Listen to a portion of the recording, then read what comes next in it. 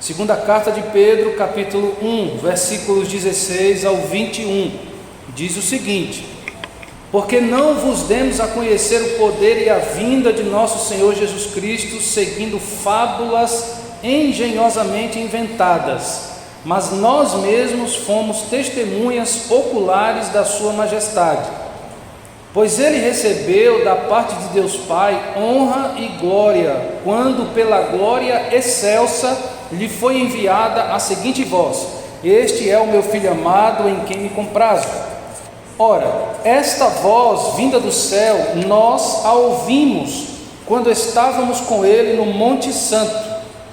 Temos assim tanto mais confirmada a palavra profética, e fazeis bem em atendê-la, como a uma candeia que brilha em lugar tenebroso, até que o dia clareie e a estrela da alva nasça em vosso coração.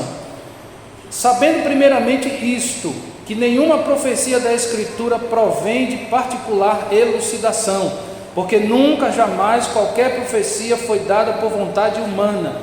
Entretanto, homens santos falaram da parte de Deus, movidos pelo Espírito Santo. Meus queridos, nós estaremos falando sobre a autoridade máxima das Escrituras. Eu gostaria de fazer uma breve introdução sobre as duas cartas de Pedro. Nós lemos um texto na segunda, mas eu queria falar para vocês o seguinte: a primeira carta de Pedro, ela foi escrita para cristãos gentios, ou seja, cristãos que não foram nascidos em Jerusalém, em Israel, perdão. E por isso, Pedro escreve a sua primeira carta dirigindo-a para os cristãos que estavam sendo perseguidos por Roma na época. E na primeira carta, Pedro vai chamar Roma de Babilônia, como se fosse um símbolo, querendo dizer que Roma estava fazendo o papel da Babilônia na época do Antigo Testamento, quando aprisionou o povo de Deus. A primeira carta de Pedro é uma carta encorajadora. Pedro está escrevendo para animar os cristãos que estão em Roma, para que eles suportem as perseguições, os sofrimentos, em nome do Senhor Jesus, lembrando inclusive para estes cristãos que Jesus sofreu muito mais do que eles, e por isso eles precisavam suportar e não desistir da caminhada, mesmo sendo perseguidos, certo? Isso na primeira carta. Na segunda carta de Pedro, que foi o texto de onde nós lemos, o tom desta carta, desta segunda carta, é um tom de despedida.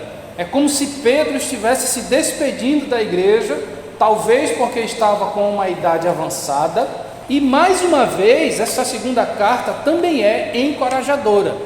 Ele escreve para os mesmos cristãos, sendo que, mais especificamente, para um grupo menor, que também estavam sendo perseguidos por Roma.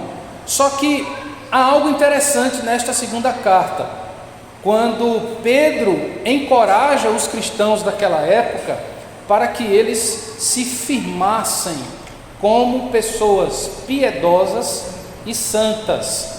E é sempre bom nós lembrarmos que santo não significa perfeito quando se refere a pessoas, ao povo de Deus, e sim a um povo que é consagrado a Deus, um povo que é separado para glorificar a Deus, certo? Então Pedro, na segunda carta, está pedindo, encorajando aos cristãos para que eles permaneçam firmes, piedosos e santos, mas também para que eles possam combater muitos falsos mestres que surgiram naquela época. E por fim, na segunda carta de Pedro, ele também encoraja o povo para que não duvidem de que Jesus voltará. Nós já começamos a incomodar alguns personagens do mundo quando nós afirmamos que toda a autoridade, que a autoridade máxima está nas Escrituras. Então, olhando para o versículo de número 16 que nós lemos, não feche a sua Bíblia, por favor. No versículo 16, nós identificamos o primeiro ponto que o Senhor tem para falar conosco através do texto que lemos. Jesus vem porque assim está escrito. Leia comigo o versículo 16, por favor. Porque não vos demos a conhecer o poder e a vinda de nosso Senhor Jesus Cristo segundo fábulas engenhosamente inventadas, mas nós mesmos fomos testemunhas oculares da sua majestade. Queridos irmãos, Jesus vem porque assim está escrito. Ainda que alguém duvide, ainda que alguém zombe, ainda que alguém dê de ombros, Jesus vem. Se você acredita, se eu acredito ou não, ele vem. Não depende da nossa fé, certo? Então, ainda que alguém duvide, zombe ou dê de ombros, Jesus vem. Mas nós precisamos fazer a seguinte pergunta: quem disse que Jesus vem? Olhando para o texto que a gente leu. Primeiro, ele mesmo disse que vem. Por exemplo, João capítulo 14, versículo 3: quando eu voltar, vos levarei para mim mesmo. Então é um dos textos, não é o único, que o próprio Jesus disse que vem. E se ele disse que vem, ele vem. Os anjos de Deus também confirmaram isso. Por exemplo, Atos capítulo 1, versículo 11, quando os anjos olham para os discípulos de Jesus e falam o seguinte: ele está subindo agora, mas ele voltará. Então os anjos de Deus também confirmaram que Jesus vem. No próprio versículo 16 da segunda carta de Pedro, capítulo 1, que nós acabamos de ler, Pedro está dizendo o seguinte: nós mesmos fomos testemunhas oculares da sua majestade. O que é que Pedro está dizendo com isso? Ele está dizendo o seguinte: nós, os apóstolos de Jesus, vimos o próprio Jesus em várias vezes afirmar que ele vem. Então, queridos, quem foi que disse que Jesus vem? O próprio Jesus, os anjos de Deus e os apóstolos. E o mais importante, tudo isso está nas Escrituras. Ou seja, pouco importa se alguém crê ou não, ele vem. Então, queridos, Jesus vem porque assim está escrito. Agora preste atenção no seguinte, no versículo 16, Pedro está dizendo o seguinte: nós, os apóstolos, vimos Jesus dizer várias vezes que ele vem. E é interessante que o fato de Pedro e os demais apóstolos afirmarem que viram Jesus, não só antes de morrer, mas depois de ressuscitar, é o que faz deles verdadeiros apóstolos. É mais um crédito que fortalece a verdade de que Jesus vem. Agora, no versículo 16 também diz o seguinte: nós não sabemos que Jesus vem por fábulas engenhosamente inventadas. Jesus vem com grande poder. Versículo 16. Um dos primeiros assuntos que Pedro trata na sua segunda carta é justamente sobre a vinda de Jesus. E ele deixa bem claro: muitas pessoas criaram fábulas, filosofias, histórias, inventaram imaginações para dizer muitas coisas. Mas o que atesta que Jesus voltará para buscar o seu povo é a palavra de Deus, porque ela tem toda a autoridade. A autoridade máxima está nas Escrituras. Amém? Amém. Queridos, a autoridade máxima sobre tudo e sobre todos não está nem mesmo na igreja.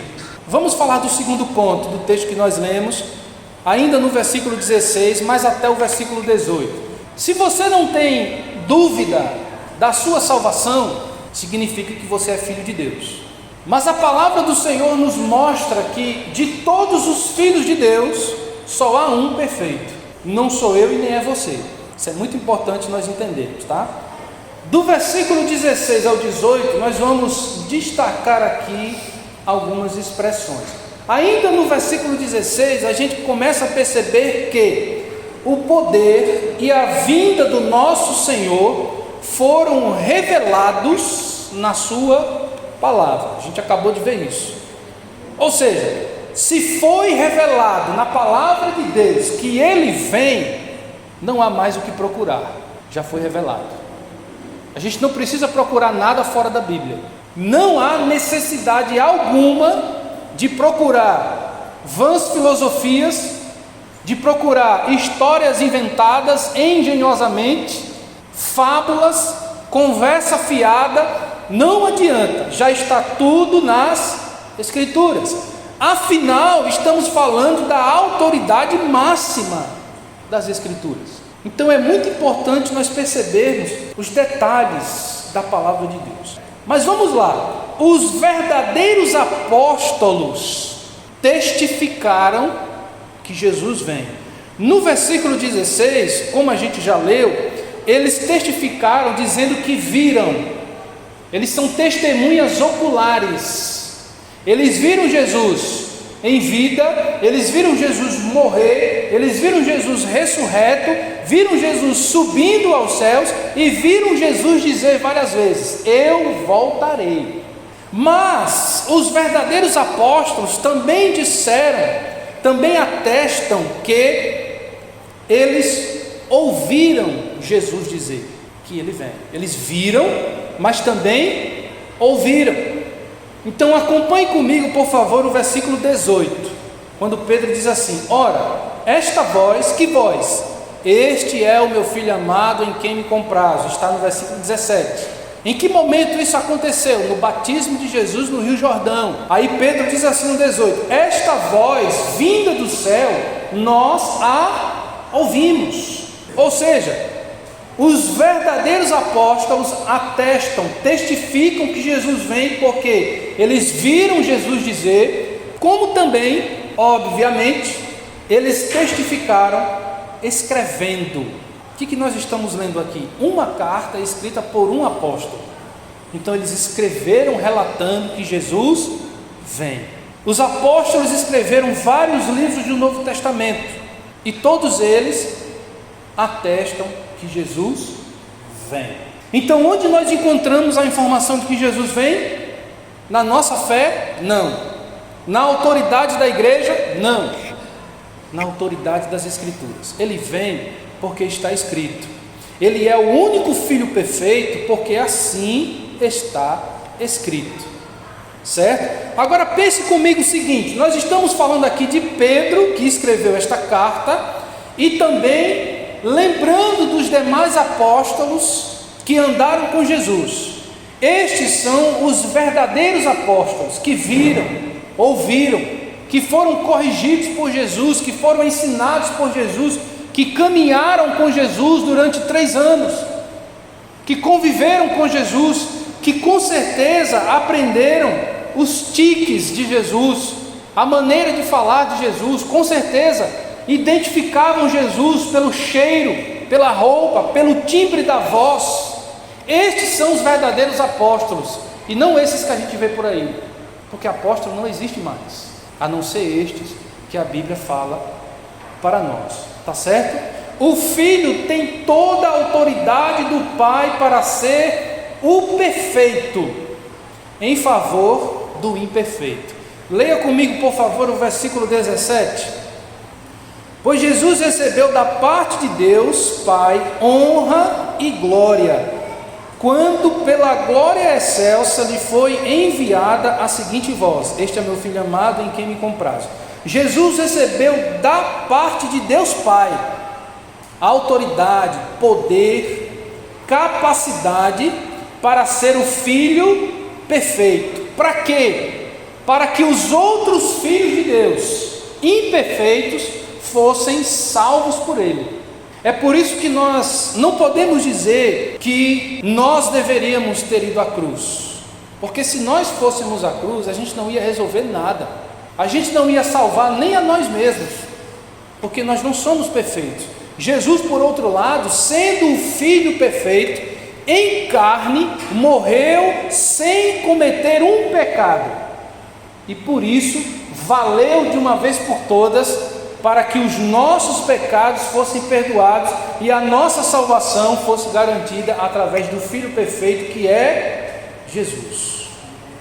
Onde nós encontramos essa informação? Na autoridade máxima das Escrituras. Isso aqui é muito importante, tá? Ainda no versículo 17, a nossa salvação veio através do que Pedro fala ou chama de glória excelsa. Eu não sei como é que está na sua versão, espero que a sua versão seja uma versão aceitável, porque nem todas são, mas se na sua versão estiver a expressão glória excelsa ou algo semelhante, vamos focar nessa expressão aqui e vamos entender. Glória excelsa significa o quê? Um tipo de glória que ninguém tem, só Jesus. Glória excelsa é um tipo de glória que ninguém tem, só Jesus. É aquela glória que dá a Cristo o título de magnífico, o título de grandioso, de majestoso, Senhor dos senhores, Rei dos reis, Salvador do seu povo.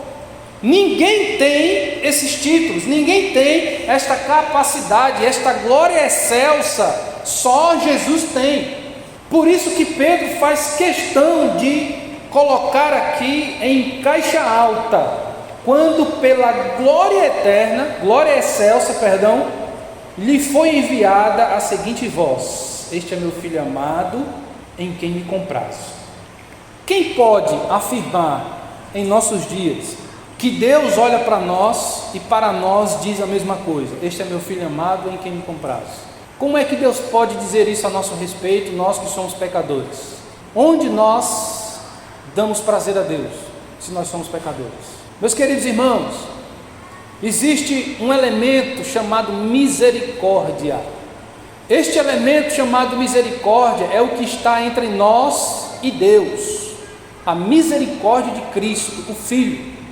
Portanto, quando Deus olha para nós, Ele se compadece das nossas vidas somente porque entre nós e Deus está Jesus. Então todo o mérito é de Jesus.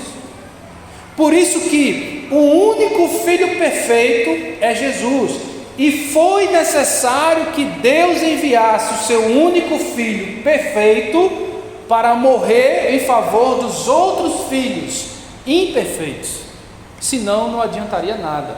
Todos os anos um filho teria que morrer para salvar os outros, e com Jesus não é assim. Ele morreu uma única vez e alcançou o seu povo de todas as épocas para todo o sempre, de uma vez por todas. Sacrifício perfeito. É por isso que o mínimo que nós devemos fazer como povo de Deus é nos sacrificarmos para pelo menos honrarmos a Deus no dia do Senhor, na casa do Senhor.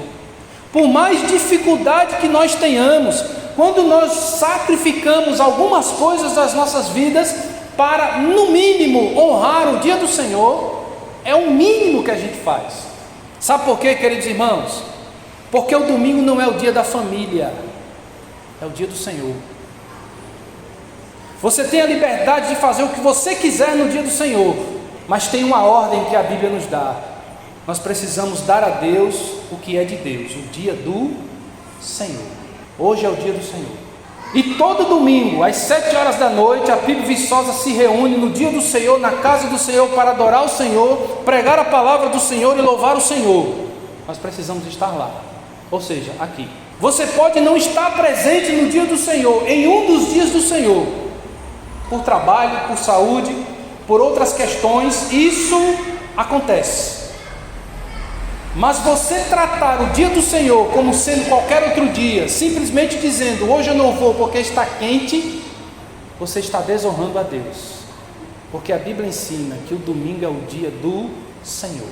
Quando termina o culto do dia do Senhor, o cristão verdadeiramente regenerado já está se preparando para o próximo dia do Senhor.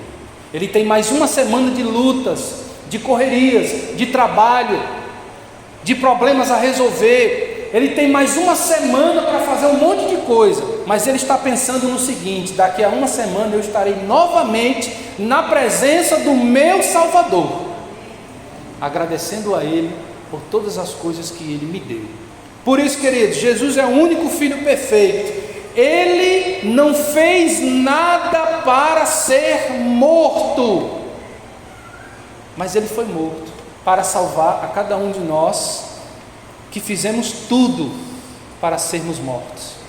E em nosso lugar ele se sacrificou para nos garantir na eternidade com ele. Amém? Vamos para o terceiro ponto do texto que nós lemos. Terceiro e último ponto do texto que nós lemos. A confiabilidade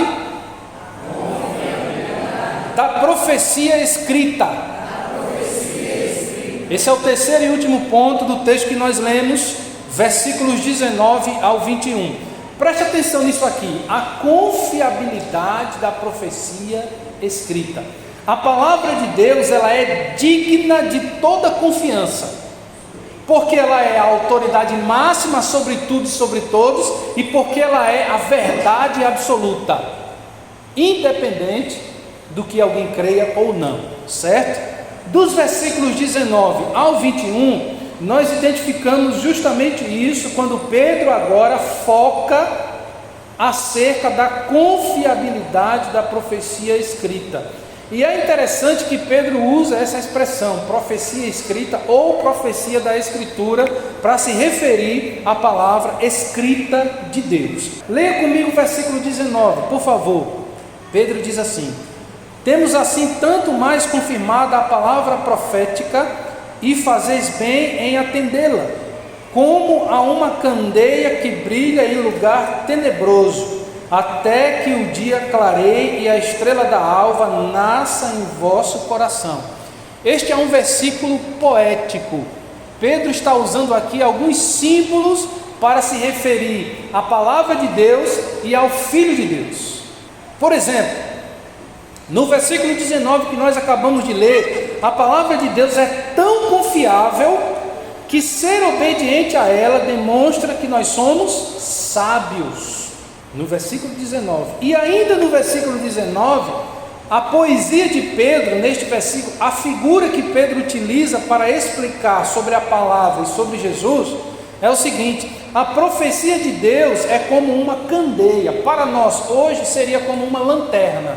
A lanterna, ela não vai iluminar todo o ambiente, ela vai te dar apenas uma ideia para onde você tem que ir. Essa é a função da candeia.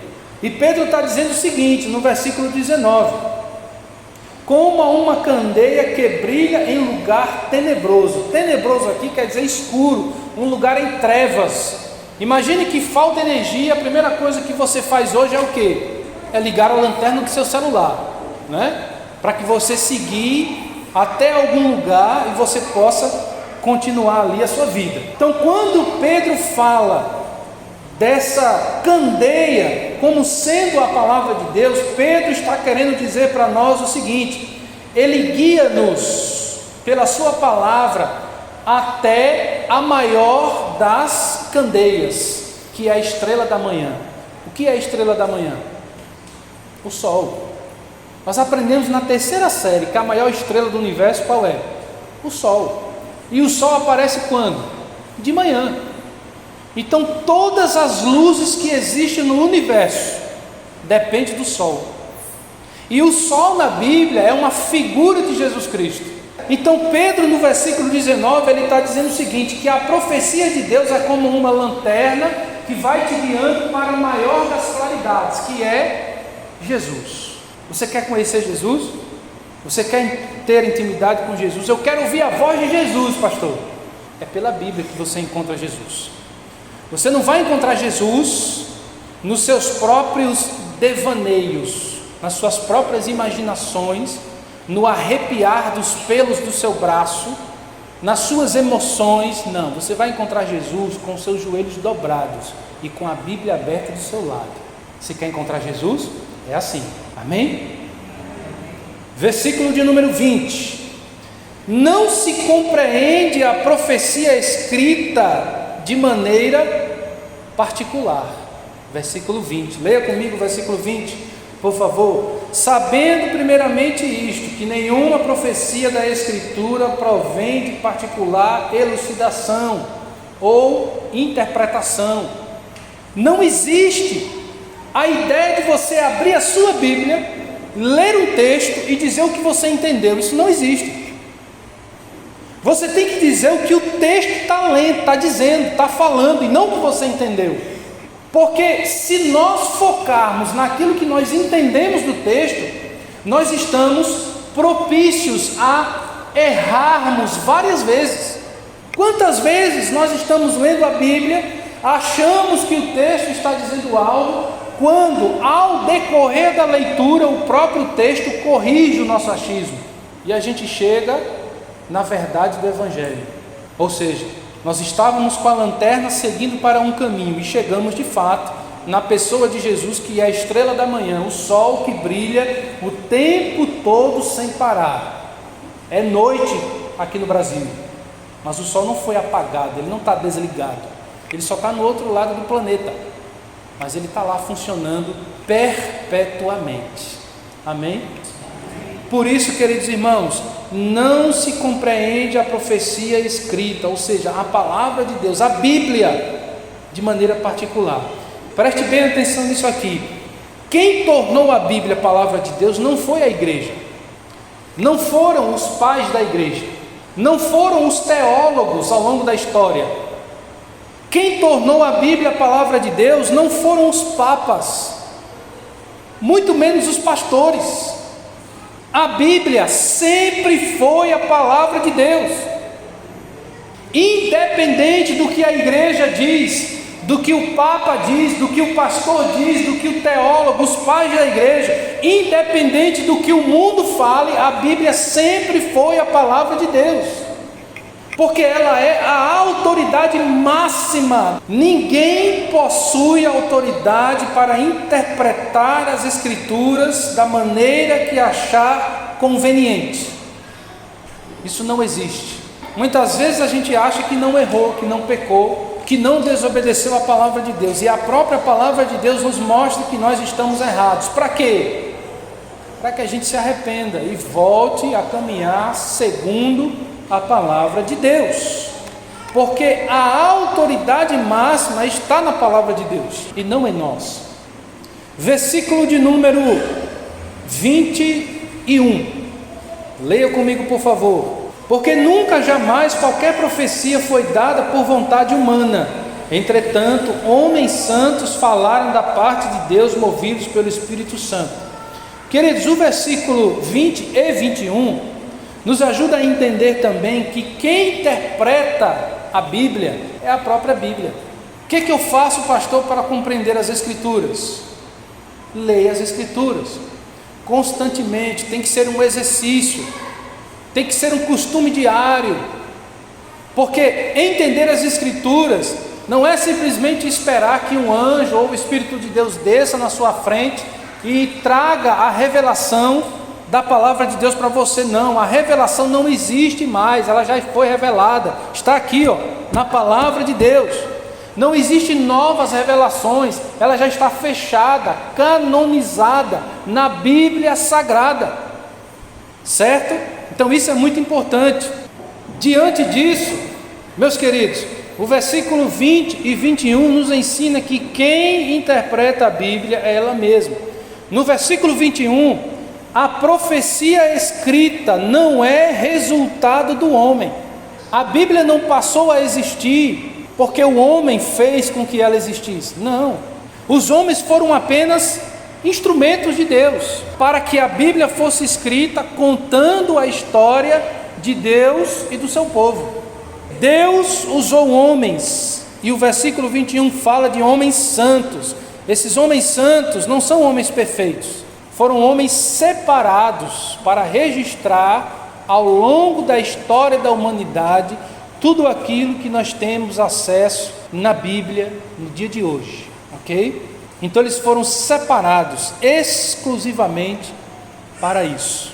Finalizando, queridos irmãos, estes homens separados para registrar na Escritura tudo que Deus ordenou, falaram amando de Deus, movidos pelo Espírito. Leia comigo de novo 21. Nunca jamais profecia foi dada por vontade humana, entretanto homens separados por Deus falaram da parte de Deus. movidos pelo Espírito Santo. O Espírito Santo que move a humanidade até hoje para atingir os propósitos de Deus. Então não somos nada mais do que instrumentos nas mãos de Deus.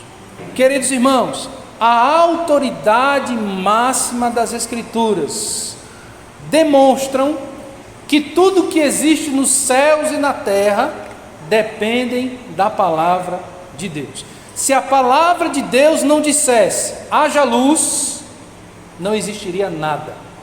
Simples assim.